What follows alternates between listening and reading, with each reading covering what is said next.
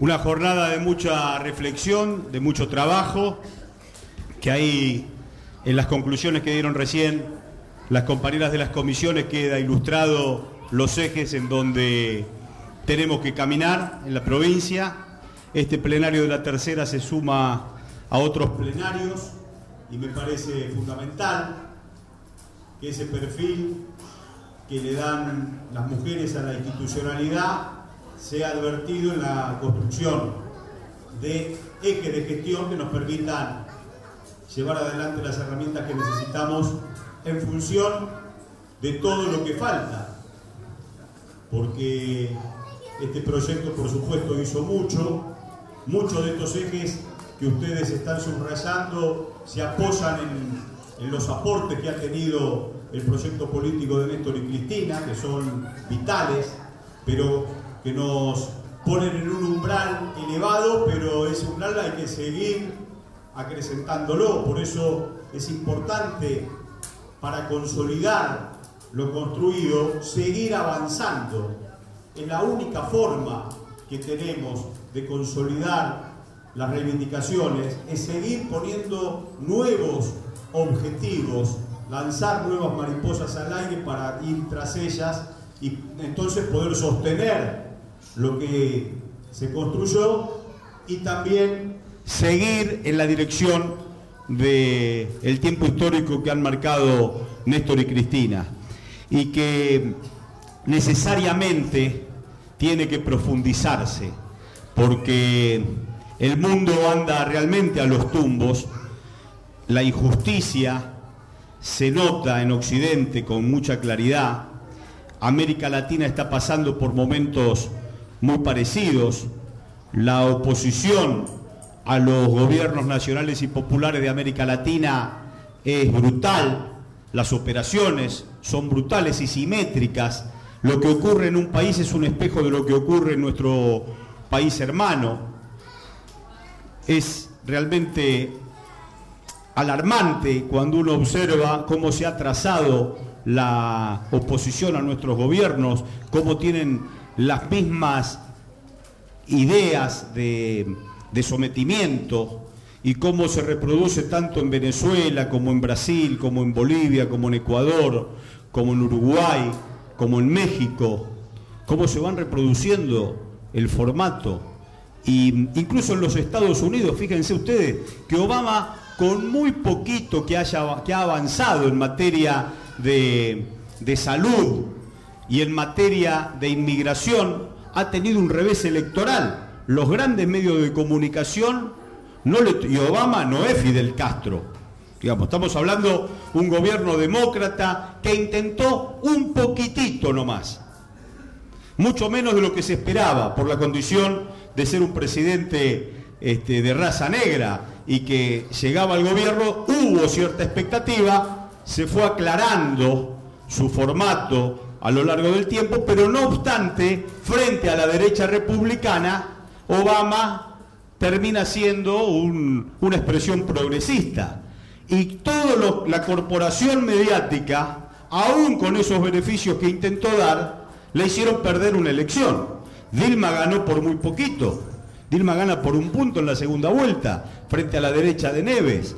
La revista Bella, el día anterior, lanzando en la tapa a Dilma con Lula e involucrándolos en una corrupción de la empresa petrolera, en una operación mediática grosera que intentaba poner a Neves en el gobierno, y poner a Neves en el gobierno significaba que Brasil abandonaba definitivamente el Mercosur, y que es el lugar natural de construcción política y económica que tenemos los pueblos de América Latina para hacer de este subcontinente una potencia emergente en un mundo multipolar que se viene desarrollando. Aquí vino invitado por los medios de comunicación del monopolio José María Aznar a explicarnos al día siguiente de el triunfo de Dilma, que ellos esperaban que fuese derrota, a explicarnos por qué había que abandonar el Mercosur y definitivamente enrolarnos en la Alianza del Pacífico, condenar a América Latina al patio trasero del libre comercio. Eso es lo que han logrado con México. Eso es lo que quieren forzar para que Bachelet no defina y seguir incluyendo a Chile en esa lógica de la Alianza del Pacífico junto con Colombia. Pero fíjense ustedes el caso mexicano. A mí me toca llegué hoy a la madrugada de la Feria de Guadalajara.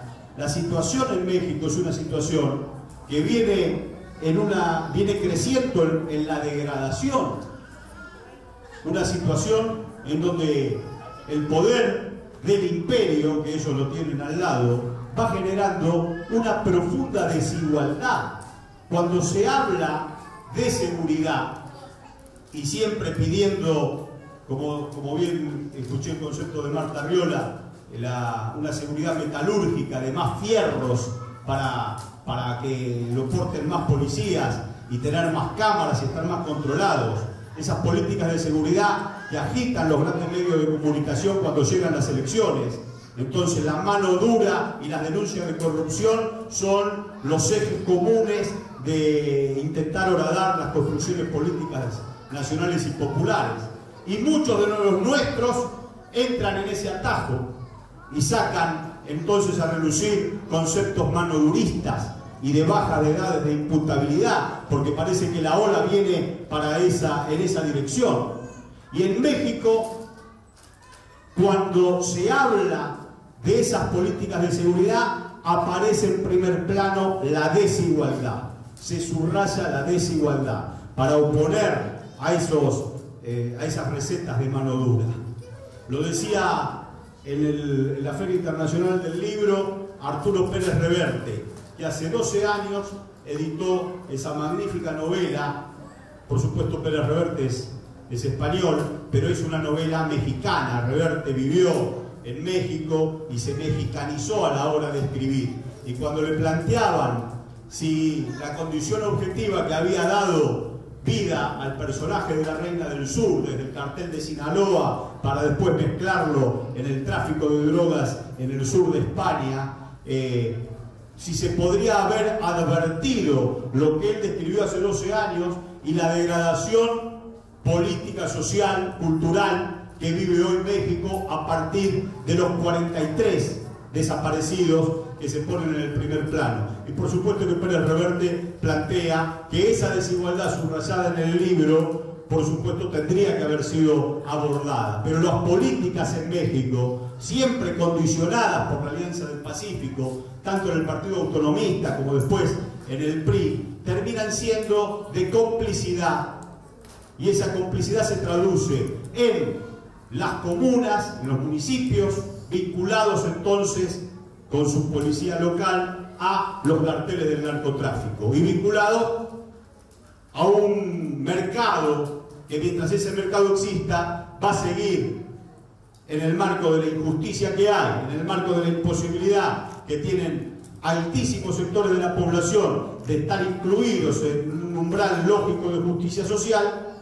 Hay un mercado al lado que busca esa droga que se trafica desde México. Mientras no resuelvan los Estados Unidos el problema del consumo, México va a estar condenado en el hambre, en la posibilidad de movilidad social ascendente. La revolución de Villa y Zapata hicieron lo que pudieron y repartieron en una reforma agraria que le permite a México que cada ciudadano tenga su parcela, pero no ha avanzado después en el tránsito del siglo XX los umbrales de justicia social. Se nota la falta de peronismo.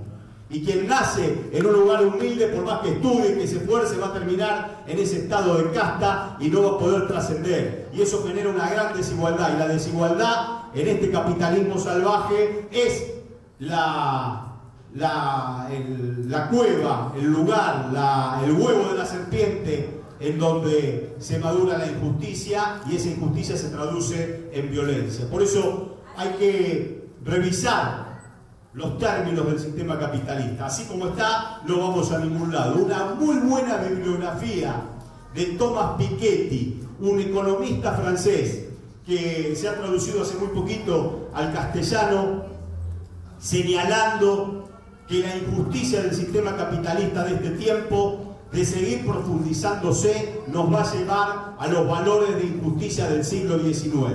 Tomás Piketty habla del capitalismo del siglo XXI, pero desde el sistema capitalista, entendiendo que fue el sistema capitalista el que genera más riquezas que otro sistema, pero el que peor las reparte. Entonces que el mismo sistema capitalista tiene que empezar a revisarse, porque si no esto va a estallar. No estoy hablando de nuestra patria, estoy hablando de Occidente, va a estallar en 1000 pedazos. Esos niveles de injusticia y de desigualdad no se toleran nunca más. Por eso, muy importante la autocrítica de Piketty, planteando modelos capitalistas al estilo Noruega, poniéndolo como ejemplo. El 70% de las ganancias de un sector privado es volcado en impuestos. Porque en Noruega, que han padecido tanto hasta que encontraron petróleo, así a mediados del siglo XX, que encontraron una gran potencia de petróleo, Noruega padeció mucho, y esa recuperación del ingreso del Producto Bruto Interno a partir de la riqueza que descubrieron fue asimilada de una forma muy solidaria. El señor barrendero, el señor basurero, el señor cartero tienen un sueldo digno, mandan a sus hijos al colegio, al mismo colegio que lo manda el señor empresario. Porque el señor empresario sabe que si mi vecino de adelante está mejor, mi vecino de a la derecha y el de la izquierda y el de atrás está mejor, él va a estar mejor. Por eso nadie plantea que los impuestos en Noruega son altos. Y son los impuestos más altos que la tasa de interés que dan los bancos cuando un empresario del capitalismo salvaje quiere hacer una especulación financiera y no volcarla al aparato productivo. Entonces, o cambiamos la mentalidad, o cambiamos la cabeza, o vamos a seguir aportando a que esto sea un desastre y explote en 1000 pedazos.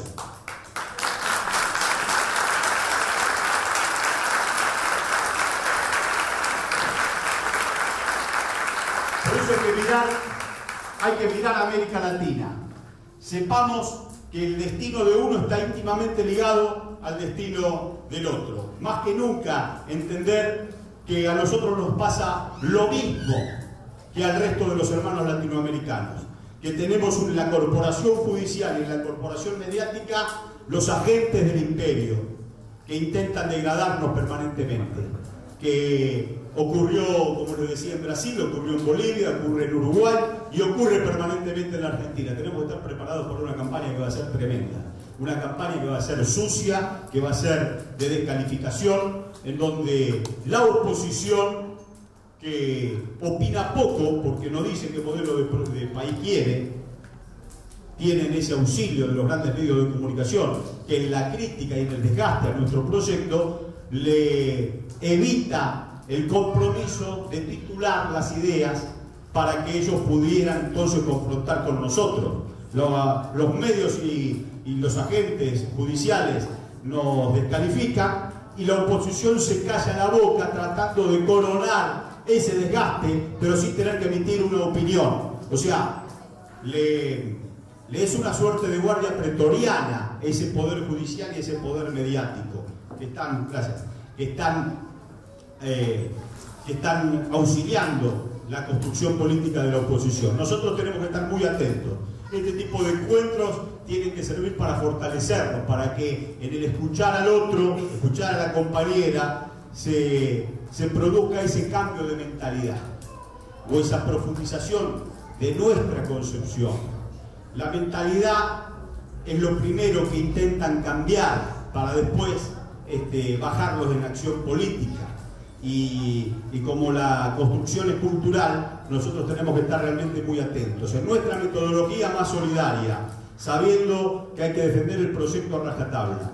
Y desde las mujeres yo espero eso.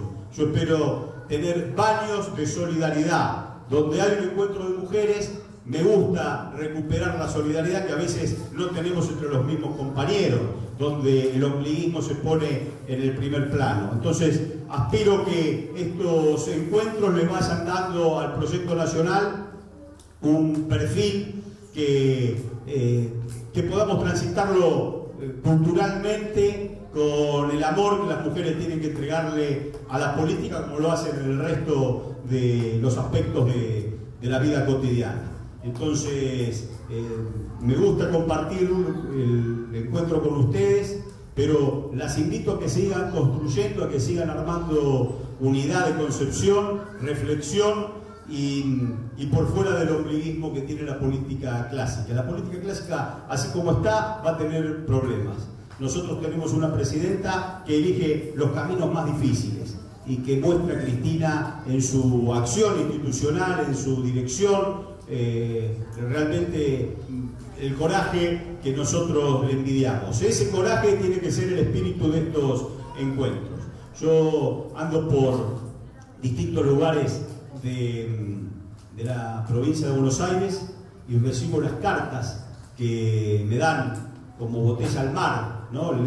La última esperanza de una compañera, de un compañero, de un barrio es entregarnos una carta. Y el grupo de compañeras que están aquí en el Mujica reciben esas cartas con Georgina, con Romina, con las chicas, y siempre que llego, que vuelvo a esas ciudades, encuentra la respuesta. Que me llamaron, que me resolvieron. Eso lo pueden hacer las mujeres cuando están despojadas de la rosca. Si la mujer se despoja de la rosca, el trabajo político, la construcción política, la construcción solidaria nos eleva en un umbral que nos va a permitir realmente la transformación. Llegar a un lugar y tener el reproche que esa carta no fue atendida, que no fue respondida, me hace poner colorado. Es el motor que me obliga a que no me vuelva a ocurrir, como me pasó una vez en Mar del Plata, que una señora de las lanchitas amarillas me dio una carta y llegué a los 2 meses y yo me acordaba que la había perdido, pero no sabía cómo encontrar a la señora y me la volví a encontrar y me reprochó y digo, eras vos, porque dame esa carta, y volví desprevenido a los 3 meses y ya tenía el tema resuelto. A veces se pueden resolver, son pequeñas cosas, a veces no se puede responder, pero hay que atenderlas igual y buscarle las alternativas. Yo creo que eso tiene que convertirse en nuestro espacio de mujeres, recibir la problemática como acá las compañeras planteaban de nuestros barrios, la problemática estructural, pero también la problemática individual de cada familia. Porque nuestro deber es meternos adentro de la familia para solucionar el problema del nene, el problema de la abuela, el problema del esposo que tiene una chaca pero que a veces no le alcanza. Entonces, resolver el problema individual y también el problema colectivo. Y buscar la posibilidad que, como ocurre en los distintos lugares de América Latina, en donde los temas se han abordado con mucha responsabilidad, meternos de lleno con estructura, con un Estado activo en cada una de nuestras barriadas. El problema de la seguridad en Medellín se resolvió con lugares del Estado en los barrios más duros, más alejados de la inclusión. Y esos lugares se denominan bibliotecas populares.